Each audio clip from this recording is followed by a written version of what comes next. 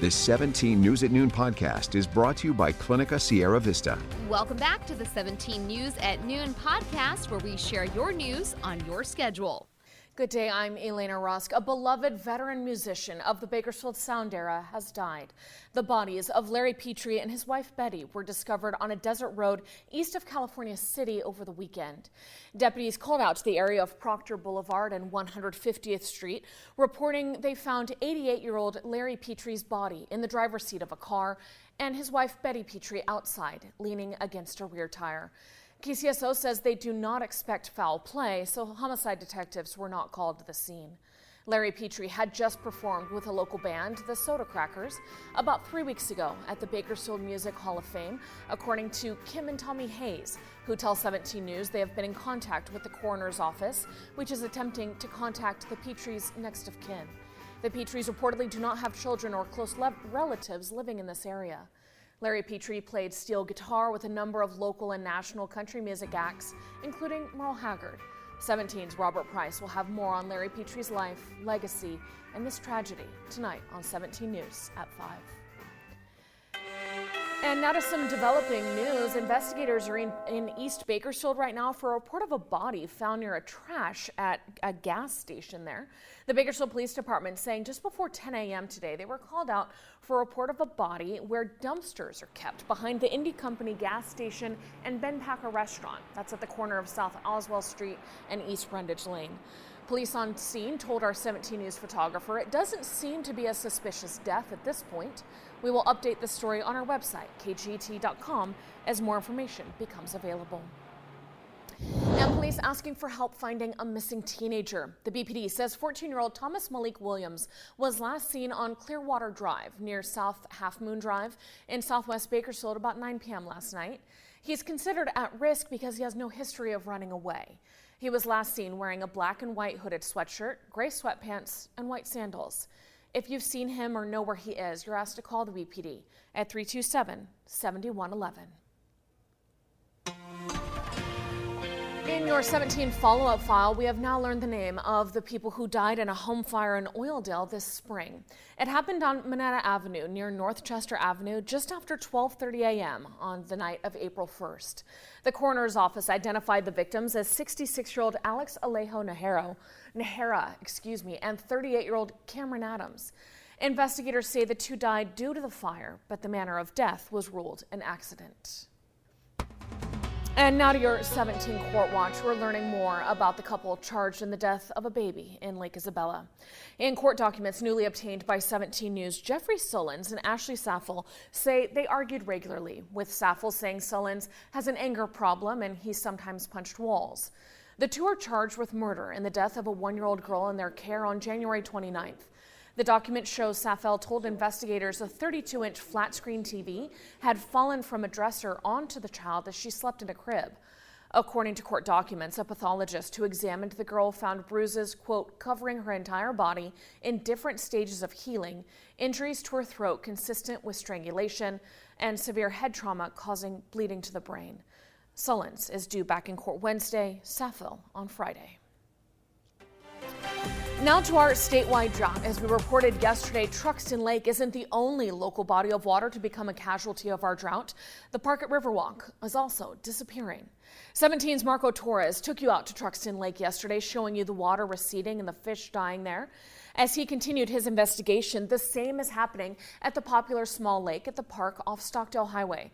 Concerned Bakersfield locals say something needs to be done to save the wildlife that call those areas home. You can't just establish this and get all the wildlife going and then pull the plug. They don't know what to do. This is their home. It's not right. Most of them will die. The bird life, those that are lucky enough to fly away, they'll find a place, but most of them will die. Now, Bakersfield City officials confirm no supplemental water is planned to go to these lakes. As for the cleanup, the city has not responded to our requests to find out when the dead animals will be cleared from these areas. Happening later today, the Kern County Board of Supervisors holding a public hearing this afternoon for the 7-year-old saga over oil drilling permits here in Kern County. The hearing on proposals to remedy flaws in the county's oil and gas permitting ordinance that have been tied up in court off and on since 2015. Well, the streamlined permitting process has been attacked by environmental justice groups, clean air watchdogs, and growers for what they see as a lack of mitigation measures. Also happening today, the California Highway Patrol hosting a free class this evening for new teenage drivers. The Start Smart program, a 2-hour class that covers safe driving habits and the consequences of poor choices behind the wheel. The class is scheduled for 6 p.m. at the Bakersfield CHP office on Compagnoni Street. Space is limited, so call now to the Bakersfield CHP office at 396-6600 to sign up. Now to some education news. The Bakersfield City School District holding its annual Music in Our Schools Week.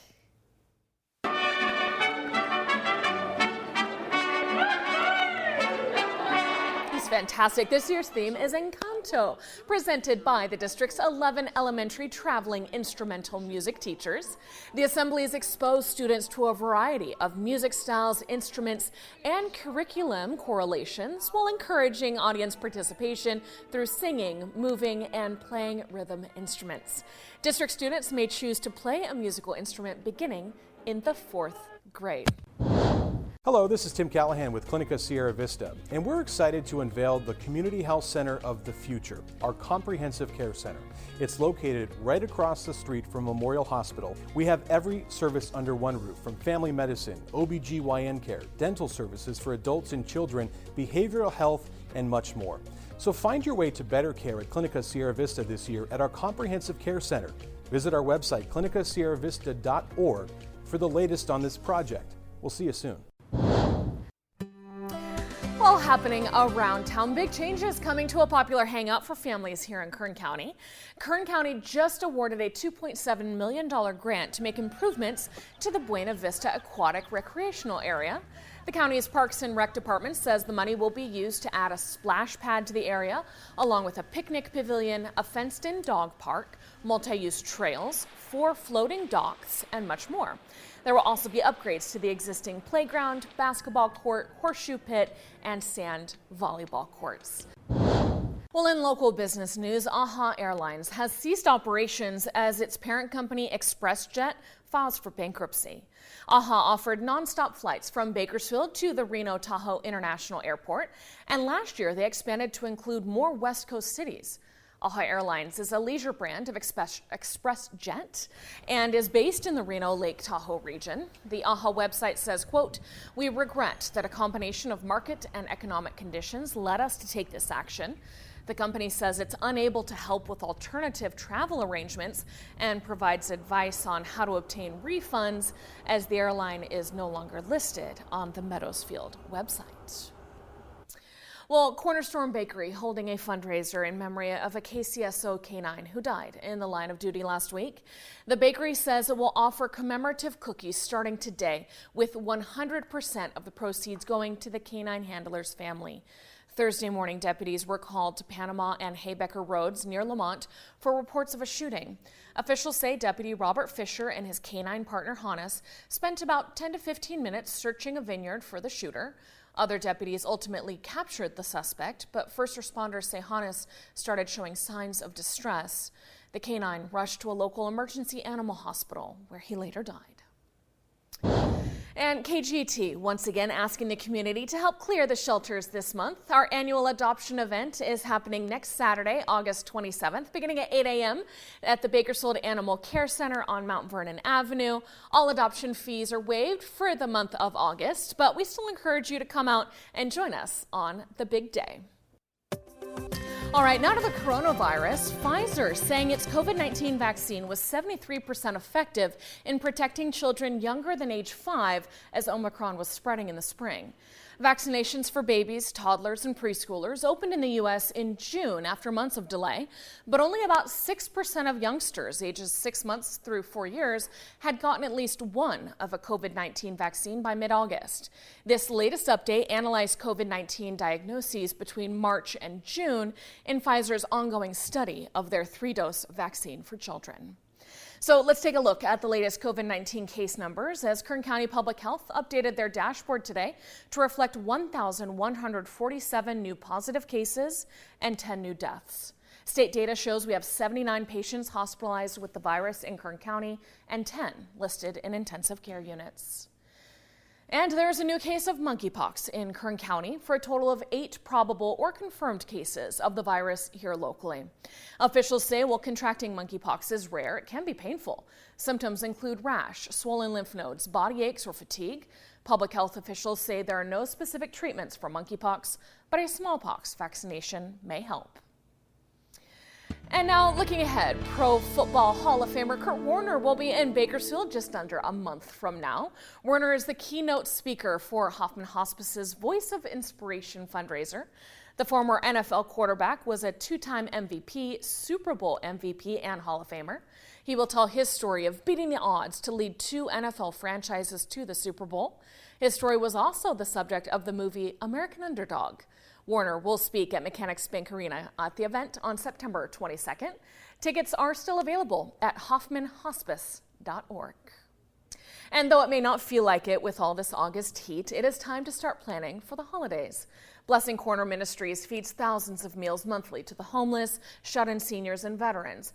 However, they say they are in dire need of help to replenish their food pantry ahead of the holidays. The past few years, the volunteers say they have found many regular households are now reaching out for help putting a holiday meal on the table at both Thanksgiving and Christmas. So this year, the group is working on putting together full turkey meal boxes for those families to take home and prepare. You can help by donating money to the ministries on their website, theblessingcorner.com, so they can buy the food needed. Or you can also drop non-perishable food items to help fill those holiday boxes at their site at 101 Union Avenue. The 17 News at Noon podcast is a production of KGET and Nexstar Media Group. For more on all of the headlines in today's show, head to kget.com.